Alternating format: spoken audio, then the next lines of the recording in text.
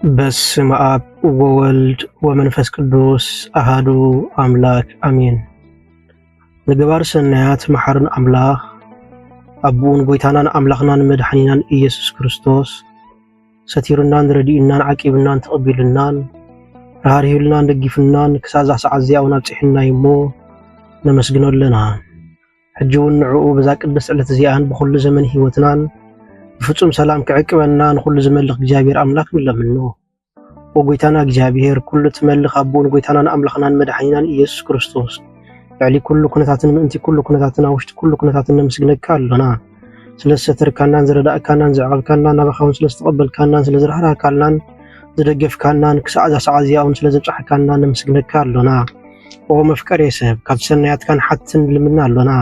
ነዛ ቅድስቲ ዕለት እዚኣን ኣብ ኩሉ ዘመን ህይወትናን ንዓኻ ብምፍራሕ ብፍጹም ሰላም ክንፍጽሙ ሃበልና። ኩሉ ቅንዓት ኩሉ ፈተናን ኩሉ ግብሪ ሰይጣንን ምኽሪ ክፉኣት ሰባትን ሕቡእን ግሁድን ዝኾነ ምልዓል ጸላእን ወጎይታይ ካበይ ኣርሕቕ፣ ካብ ኩሉ ህዝቢ ካውን ኣርሕቕ፣ ካብዚ ቅዱስ ቦታ እውን ኣርሕቕ። ኩሉ ሰናያትን ዘድሊ ነገር ዓድለና። ምኽንያቱ ንስኻ ኢኻ ተመነን ዕንቅርቢትን ኩሉ ሓይሊ ጸላእን ክንረግእ ስልጣን ዝሃብካና። ካብ ኩሉ ክፉእ ኣድሕነናን ባልሃናን እምብራ ፈተና ይትእትወና። እቲ ሓደ ወድኻ ጎይታናን ኣምላኽናን መድኃኒናን ኢየሱስ ክርስቶስ ምእንቲ ፍቕሪ ሰብ ኢሉ ብዝገበሮ ጸጋን ምሕረትን ምሳኻ ማዕረ ዝኾነ ዋህቢ ህይወት መንፈስ ቅዱስን ክብርን ግርማን ውዳሴን ኣምልኾን ብሕብረት ምስኡ ናትካዩ ሎምን ኩሉ ሳዕን ንዘለዓለም ዓለም ኣሜን። ወኣምላኽ ከምቲ ዓብዪ ምሕረትካ መሓረኒ፣ ከም ብዝሒ ርህራሄኻ ኣበሳይ ደምስስ። ካብ ኣበሳይ ኣጸቢቅካ ሓፀበኒ፣ ካብ ኃጢኣተይ እውን አንጽሐኒ። ኣነ ኣበሳይ ስለ ዝፈልጦ ኃጢኣተይ ኩሉ ግዜ ኣብ ቅድመ እዩ። ንዓኻ ንበይንኻ ጥራይ በደልኩ፣ ኣብ ቅድሜኻ ድማ እከይ ገበርኩ። ብቓላትካ ቁኑዕ ክትከውን እንተፍረድካ እውን ክትመልኽ ኖ ብእከይ ተጸነስኩ። ኣደይካ ኣብ ኃጢኣት ወለደትኒ። ንስኻ ኸኣ ንዝጋረድካዮ ንስውር ጥበብካን ስለ ዝገለጽካለይን ሓቅፈተኻ ብስምእዛት ነጽገኒ እሞ እነጽህ ተሓጽበኒ እሞ ካብ በረድ ጽዕዱ ባታን ሓጎስን ተስማዓኒ እሞ ተንድርቁማት ኣጽምተይ ሕጐሳ። ንገጽካ ካብ ኃጢኣተይ ከውሎ ንብዘሎ ኣበሳይ እውን ደምስሱ።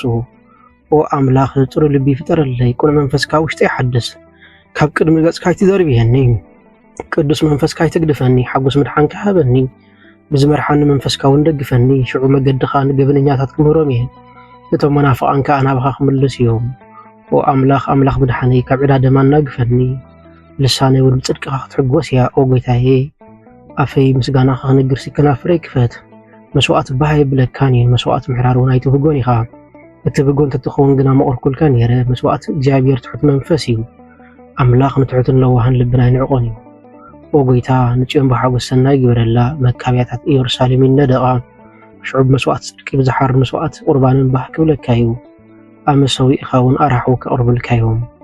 ሃሌሉያ። ስለ ቃላቱ ስም እግዚአብሔር ኣምላክና በኣና ብድኹማት ባረቱ ይኽበር ይመስገን። እግዚአብሔር ኣምላክ በደልናን ኃጢኣትናን ከይተመልከተ ብድጋሜ ብቃላቱ ክንጻናናዕ፣ ብቃላቱ ክንፍወስ፣ ብቃላቱ ክንሃድእ ስለ ዝፈተወን ስለ ዝፈቐደን ክብርን ምስጋናን ኣምልኾን ውዳሴን ስግደትን ንዕኡ ንበይኑ ይግባእ። ንሱ ኣብ ተጸዋዓሉ ካብኡ ዘይትፍለ ቅድስተ ቅዱሳን ንጽህተ ንጹሃን ኣብ ቀራሪተ መዓት ናይ ሓዲስ ኪዳን ኩርቤል ዝኾነት ኣዴና ቅድስቲ ድንግል ማርያም ነቲ ኣማናዊ ዝኾነ መግቢ ህይወት፣ ነቲ ኣማናዊ ዝኾነ መስተ ህይወት ስለ ዝሃበትናን ዝወለደትልናን ወዳ ጎይታናን መድኃኒናን ኢየሱስ ክርስቶስ ብዝኸበራን ብዘፍቀራን መጠን ክብርን ምስጋናን ንዓ ይኹንና። ኩሎም መላእክቲ፣ ነቢያት፣ ሐዋርያት፣ ጻድቃን፣ ሰማዕታት እግዚአብሔር ኣምላክ ብዝሃቦም ክብርን ማዕርግን ይኽበሩን ይመስገኑን። ዝኸበርኩም ህዝበ ክርስቲያን ከመይ ኣለኹም? ከመይ ቀኒኹም? ኣሜን። ስም ትልኡልን ሕያውን ዝኾነ እግዚአብሔር ኣምላክና ብድጋሜ በኣና ብድኹማት ባረቱ ይኽበር ይመስገን። ናይ ሎሚ መዘራረቢ ኣርእስትና ምስ እግዚአብሔር በይንኻ ምምላስ ሓቀኛ መገዲ ድሕነት እዮም። ፍቑራት ሓዋተይን ኣሓተይን መብዛሕትኡ ግዜ ዘፍርሓና፣ መብዛሕትኡ ግዜ ኣዝዩ ዘተሓሳስበና ዝበዝሑ ሰባት ካባና ከይፍለዩ፣ ብዙሓት ሰባት ካባና ከይርሕቑ፣ ብዙሓት ሰባት ከይተቐበሉና ከይተርፉ ብዙሕ ግዜ ንሰግእ ኢና። ነገር ግን እቲ ሓቀኛ መገዲ ድሕነት፣ እቲ ሓቀኛ መገዲ ክርስትና ጉዕዞ በይንኻ ምስ እግዚአብሔር ኣምላክ ምምልላስ እዩ። ናብ ቅዱሳን እንመልከት፣ ናብ ሐዋርያት እንመልከት፣ ናብ ነቢያት እንመልከት፣ ናብ ጻድቃን ሰማዕታት እንመልከት። كلهم بينهم نبروا بينهم أبزخونوا لجزيجين بينهم ترعي نبرون كاب كل زبلت أملاخ كاب كل زحر أملاخ كاب كل زحيل أملاخ حيزهم نبروا سلازو جناتي بينخا مخانكا وبينخ مخانكي عيت فرحي እግዚአብሔር አምላክ መሳኸሎ ተሐቀኛ መገድ መብዛሕቲ ግዜ በብሕትውና ዝጅምር ህይወት እዩ ክርስትና ዝጅምር በብሕትውና እዩ እዚ ማለት ዘለናዮ ናይ ናብራ ኩነታት ገዲፍና ንገዳም መውፃእ ማለት ኣይኮነን ገዳም መውፃእ ናብ ገዳም መኻድ ንኹሉ ዝተዋህበ ይኮነን ነገር ግን ኣብ ክርስትና ብሕትውና የድሊ ምስ ገዛእ ርእስና ንዘራረበሉ ሰዓትን ግዜን ምስ ገዛእ ርእስና እንማጎተሉ ሰዓትን ግዜን ክህሉ ይግባእ ሽዑ ገዛእ ርእስና ምስ ፈለጥና ድማ ንእግዚአብሔር ኣምላክ ንሪኦ ክንፍትን ኢና ስለዚ በይንና ምዃን ክንፈርሕ ይግባአናን ቅዱሳን ይምህሩና ቅዱስ እንጦንስ ዓቢ ንዓለም ገዲፍዋ በይኑ ናብ በረኻና ምድረ በዳ ተሰደ ወንደቅ ሰባት ገዲፉ ናይ ደቂ ሰባት ጫውጫውታን ናይ ደቂ ሰባት ወኻዓታን ናይ ደቂ ሰባት ዕላልን ኮንቱ ፌዝነትን ገዲፉ ናብ በረኻ ሃደመ ናብ በረኻ ኣተወ በይኑ ምስ ኣምላኽ ኣብ በረኻ ተጓዓዘ ኣብ ምድረ በዳ ተጓዓዘ ንምንታይ እንተይልና ምኽንያቱ ልቢ ክነጽህ ኣለዎ ምኽንያቱ ነፍሲ ክትፍተን ኣለዋ ምኽንያቱ ዓለም ናይ ሓቂ ትሕትና ተኣዛዝነትን ወይ ተወፋይነትን ክትምህር ስለ ዘይትኽእል ኣብ ዓለም ሓቂ የለን ኣብ ዓለም ዓመፅ እዩ ዘሎ ኣብ ዓለም ጉናይ ዘሎ ኣብ ዓለም ሻርነት እዩ ዘሎ ስለዚ ቅዱስ ኣባ እንጦንስ ንዓለም ገዲፉ ናብ ምድረ በዳ ተሰደ ስለዚ ነብስና ናብ እግዚአብሔር ኣምላክ ብዝቐርበትሉ ግዜ በይንና እንዳኾና ንኸይድ እወ ቅድስና ማለት ምፍላይ ማለት እዩ ካብቲ ብመንጋ ዝምራሕ ህዝቢ ካብቲ ብሓደ ተሓሳስባ ካብቲ ብናይ ኣከባቢ ተሓሳስባ ዝጽሎ ሕብረተሰብ ህደም ንዓኻ ከውፃእካ ዝኽእል ህይወት ከድሕነካ ዝኽእል ኣተሓሳስባ ናይ ክርስቶስ እዩ ንዓኻ ኣብ ቅድሚ እግዚአብሔር ኣምላክ ሞገስ ክህበካ ዝኽእል እንሆ ሓሳበ ክርስቶስ እዩ ወገናተይ እዚ ማለት ምስ ሰብ ኣይትቕረብ ማለት ኣይኮነን እዚ ማለት ናብ ሰብ ገጽካ ኣይትቕረብ ማለት ኣይኮነን እንታይ ደኣ ህይወት ክትረክብ እንተደሊኻ ንክርስቶስ ክትስዕቦ እንተደሊኻ ብሕትና ብሕትውና የድልየካ ናይ ብሕቲ ህይወት ድልየካ ንምብባል እዩ ነፍስኻ ምስ ረኸብካያ ገዛእ ርእስኻ ምስ ረኸብካያ ግን ብድሕሪኡ ክተፍቅር ክትጅምር ኢኻ ንሰባት ክትሓልኽ ክትጅምር ኢኻ ነገር ግን ክሳብ ኣብ መንጋ ዘለኻ ክሳብ ኣብቲ ሕብረት ክሳብ ዘለኻ ግን ነፍስኻ ክትፈልጥን ኢኻ ኩሉ ግዜ እትጓዓዝ ብናይ ብዙሓት ሰባት ሓሳብ እዩ ኩሉ ግዜ እትምራሕ ብናይ ብዙሓት ሰባት ሓሳብ እዩ ብዙሓት ሰባት እንተተጋጊዮም ምስኦም ትጋገ ስለዚ ወገነይ በይንኻ ምዃን ኣይትፍራሕ እቲ መገዲ ከቢድ ክኾን ይኽእል እዩ ፈተናታት ክለዓለካ ይኽእል እዩ ሰባት ክርሕቑኻ ይኽእሉ ይኾኑ እዮም ሰባት ንሓሳብካ ዘይክቕበልዎ ይኽእሉ ይኾኑ እዮም ግናኸ እግዚአብሔር ኣምላክ ምሳኻ ኣለዎ እንታዋይ ቅዱስ ብሰባት ዝተቐበለ መብዛሕትኦም ቅዱሳን ኣበው ኣብ ማእኸል ህዝቢ እንዳነበሩ እንከለዉ ህዝቢ ግን ኣይስዕብዎም ነበሩ እንኳይ ቅዱሳን እቲ ሰማይን ምድርን ዝፈጠረ ኣምላኽካ ናብቶም ናቱ ምስ መፀቶም ናቱ ተቐበልዎን ስለዚ ወገነይ ሰብ ከይ ጓንየኒ ሰብ ከይንጽለኒ ብምባል ኣይትፍራሕ ይሉንታ በደል እዩ ከይብሉኒ ኃጢአት እዩ ስለዚ ህይወትካ ምስ እግዚአብሔር ኣምላክ ብምጥባቕ ናይ ብሕትውና ህይወት ጀምር በይንኻ ምስ እግዚአብሔር ኣምላክ ትራኸበሉ ቦታን ግዜን ፍለ በይንኻ ጽድቂ ትሰርሓሉ ግዜ ፍለ በይንኻ ትሰግደሉን ትጽልየሉን ሰዓት ፍለ ሽዑ እግዚአብሔር ኣምላክ ምሳኻ ክኸውን ሽዑ እግዚአብሔር ኣምላክ መገድኻ ክሕብረካ እዩ ተቐዳሚት ናይ ቅድስና ውሳኔ ብሕትውና ክንብል ከለና ግን ገዳም ከድካ መንባር ጥራይ ኣይኮነን ብሕትውና ኣብ ከተማ እውን ኣሎ ብሕትውና ኣብ ገጠር እውን ኣሎ ወገናተይ ብሕቲልና ምስ እግዚአብሔር ኣምላክ ንልዕለሉ ምስ እግዚአብሔር ኣምላክ ንዘራረበሉ ናይ ጽሞና ግዜ ክህልወና ይግብኦ ስለዚ ኣሕዋትን ኣሓትን ኣብ መንፈሳዊ ጉዕዞኻ ብሕትውና ኣይትፍራሕ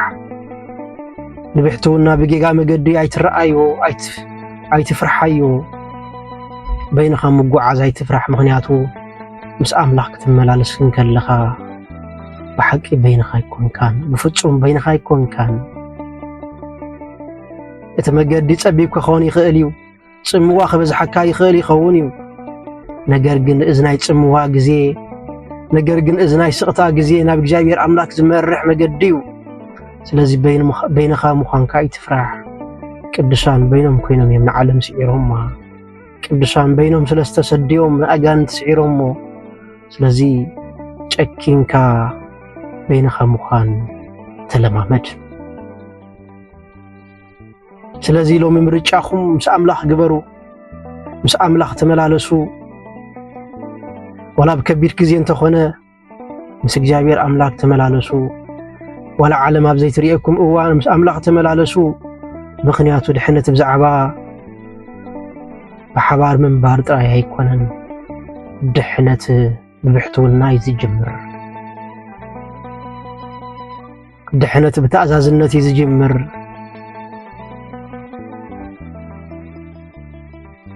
ድሕነት ምስ አምላኽ ምጉዓዝ ይዝጅምር كم تقدم حجي تماهرنا يزنبرنا اتارحبتن تازيا قفحان مقدي بأبو زحات سباتيهم زملالسو أو أبحتونا يلن اتاتباب مقدقنا وحدا سباتيهم زملالسو تلازي بتاتباب مقد أبيلنا خنملالسي قبأنا بتاتباب مقد أبيلنا ناب أملاخ كنكربي قبأنا بيننا موخان أين فرح بيننا بزخنا الأوان እግዚአብሔር አምላክ ምሳና አሎ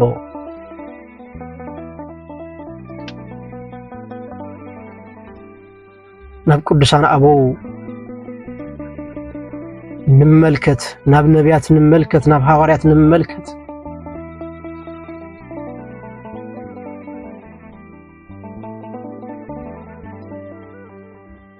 ጎይታናን መድኃኒናን ኢየሱስ ክርስቶስ ስራሕ ጽድቅ ክጅምርን ከሎ በይኑ ንገዳመ ቆሮንጦስ ከም ዝኸደ መጽሓፍትና ይነግረና ድሓር ግን ነቲ ናይ ብሕትውና ህይወት ምስ ወደአ ሐዋርያትና ምምራጽ አገልግሎትና ምምራጽ ተመልሰ አገልግሎትና ምፍጻም ተመልሰ ስለዚህ ወገነይ ቅድሚና በአገልግሎት ምውጻእኻ ቅድሚና መድረኽ ምውጻእኻ በይንኻ ምዃን ተላማመድ እግዚአብሔር አምላክ በይንኻ ተገልግለሉ ሰዓትን ጊዜን ምረጽ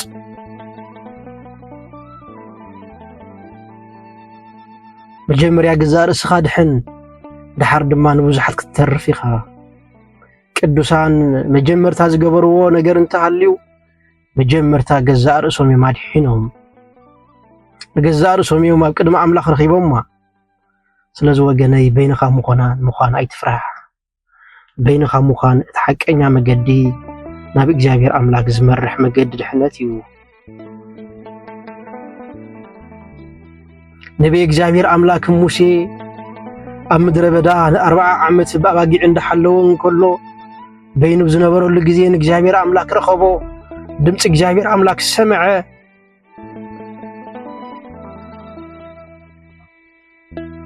ኩሎም ነቢያት መብዛሕትኦም በይኖም ናብ ምድረ በዳ ዝተሰድዮም እነ ነቢ ኤልያስ እነ ነቢ ኤርምያስ እነ ነቢ ዳንኤል ኣብ ኣፍ ጉድጓድ ዝተሰንደወ በይኑ ነበረ ነቅዱስ ዮሴፍ ናብ ምድረ ግብጽ ዝተሰደ በይኑ ነበረ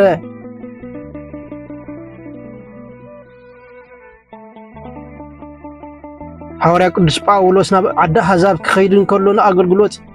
በይኑ ነበረ ቅዱስ ዮሐንስ አፈወርቅ ናብ ጉዞት بمقطعتي أحزاب كسدرن كله بينو نبره